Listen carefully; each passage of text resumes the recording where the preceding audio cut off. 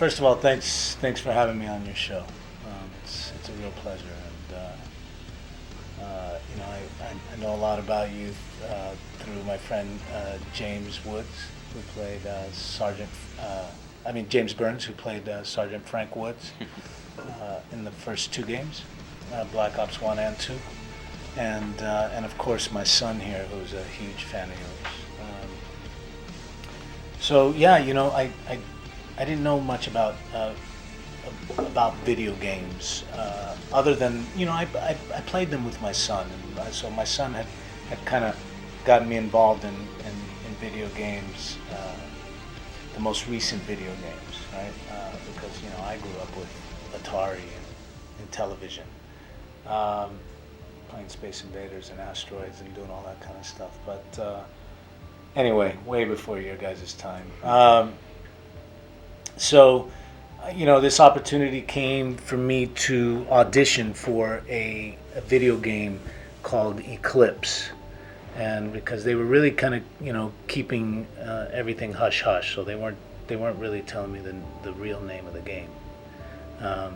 So I got this audition and decided I would go ahead and give it a shot, even reluctantly, because I really didn't know what the whole video game world was about, and didn't know what I was getting myself involved in, but I hadn't been out on an audition for a little while, and I thought, well, I want to go keep my chops up, and so let me go ahead and go in and audition for this thing, and so I went in and I had prepared probably like 45 minutes for this thing, and which is not my usual preparation time, and so in other words, I didn't put too much preparation into it.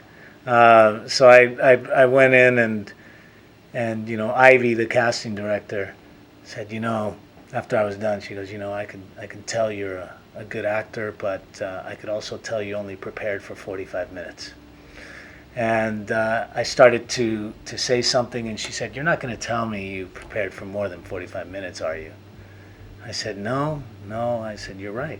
I only prepared for 45 minutes. Can I do it again?" And she said, "Can you do something different?" I said, Yeah, I think I could do something different. And I threw the pages down, the script that I was given. I threw them on the floor, and I kind of knew where I needed to be from point A to point B, and what the objective of the scene was, and then I improvised the rest. And it felt really good. And then she came across the room, she gave me a hug, she thanked me.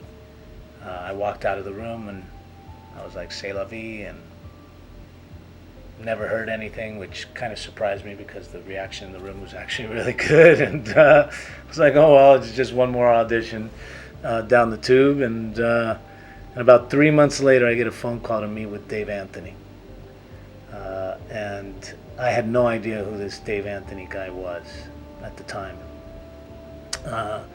So I got a phone call to go down to Treyarch, which again I had no idea what Treyarch was. And I show up at this building down in Santa Monica, California, and I'm sitting in the lobby, and I'm looking around, and there's all these Call of Duty, posters, and it just so happens that Call of Duty is the one game that I really recognize, because that's the game that my son turned me on to, and that we used to play together, and that I, for so many years, had got my ass kicked in by my 13 and 14-year-old at the time. So I sat there and going, "No, this can't be. This game is called Eclipse. It's not Call of Duty." And I just sat there waiting, and finally Dave Anthony walks out, and now I knew what Dave Anthony looked like, because I had, researched him. The wonderful world of Google and YouTube. So I researched him. I knew who I was looking for and who I was meeting with, and he came out and he said, "So have you figured it out yet?"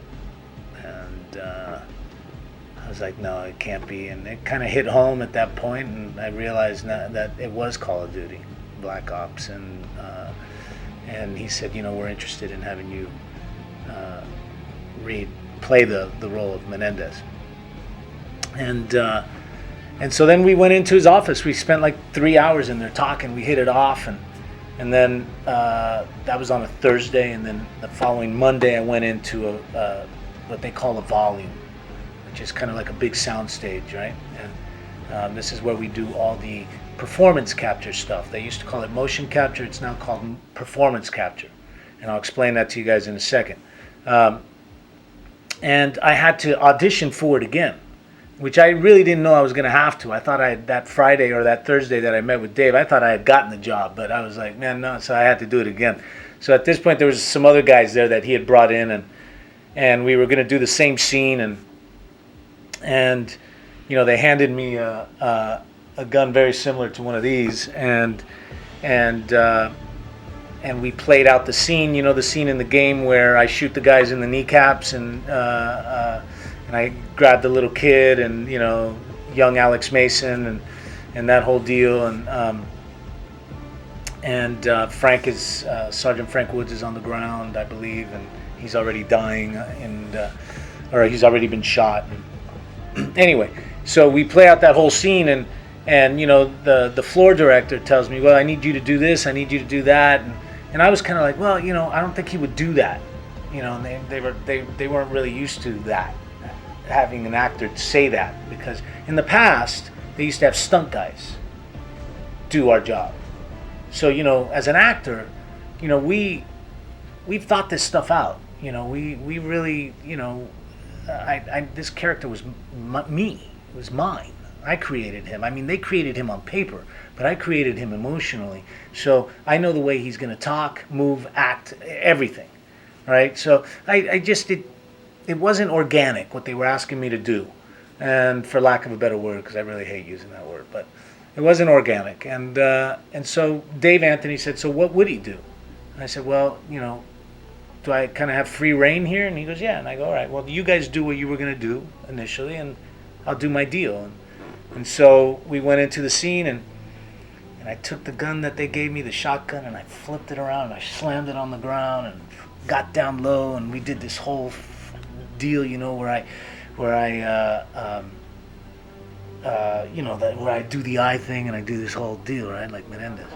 We'll roll into yeah. USO portion. Yeah, so you know, we finished that audition scene, and Dave Anthony and the rest of the team were finally all on the same page, and I went to work, you know, for the next 3 months, and creating a villain that everybody could empathize with and have somewhat of an understanding with. I thought that was, you know, we agreed that was going to be the most important part of this villain, and so it was a lot of work. It was a lot of fun, and I hope you guys enjoyed it. You know, I think a lot of players will agree that was probably the best villain in Call of Duty history. Period. Well, wow, that's really flattering. I really appreciate that. I just really appreciate. I'm humbled by that, and like I said, I hope you guys enjoyed it, and hopefully there'll be more. You'll see more of Raul Menendez in the future. I hope so as well, because I tell you, the performance was amazing.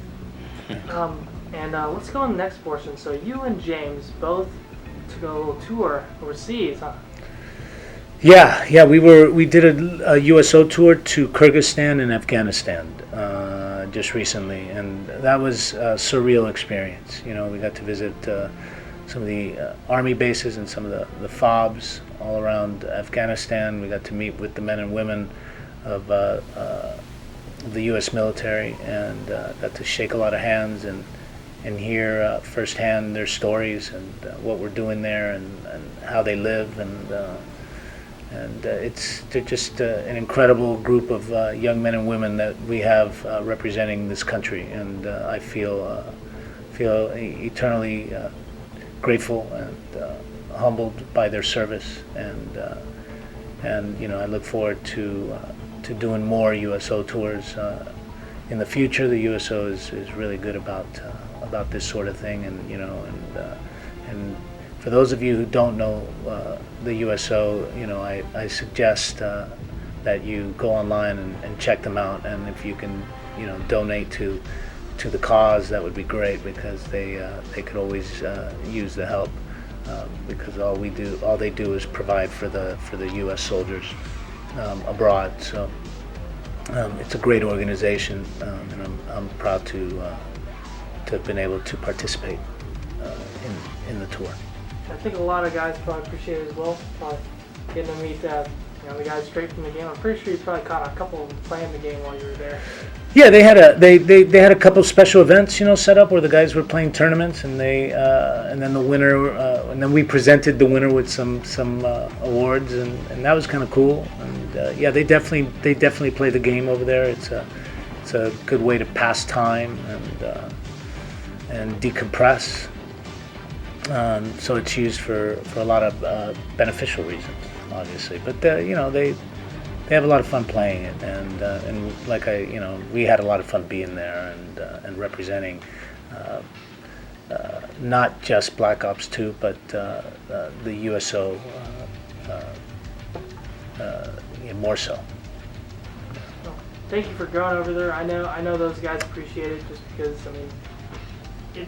it's pretty rough over there every single day, but just to have people come out just to visit them, just to bring the morale in, and just spend time with them one-on-one. It's very valuable, very important. It makes a difference in a lot of these guys' lives. Yeah, our men and women kick ass. That's all I got to say. They kick ass, and I admire them in ways that is hard to put into words, especially when I don't really have that much time. But I love them, and once again, if any of you guys are watching this, I appreciate everything you guys do, and I look forward to meeting you in the near future. Well, I'm going to defer to my 15-year-old son here. He's the Airsoft aficionado, and I live vicariously through him, and am slowly but surely becoming an Airsoft fanatic myself. Airsoft kind of began for me personally through kind of fantasizing about stuff, like scrolling down website pages, specifically Airsoft GI and EVIC, with my best friends, and just kind of like, oh my god, I wish I had that, or that, and that. So it was kind of this never-ending fantasy, and then coming to realize as we got older, like, oh, that's not too far out of reach.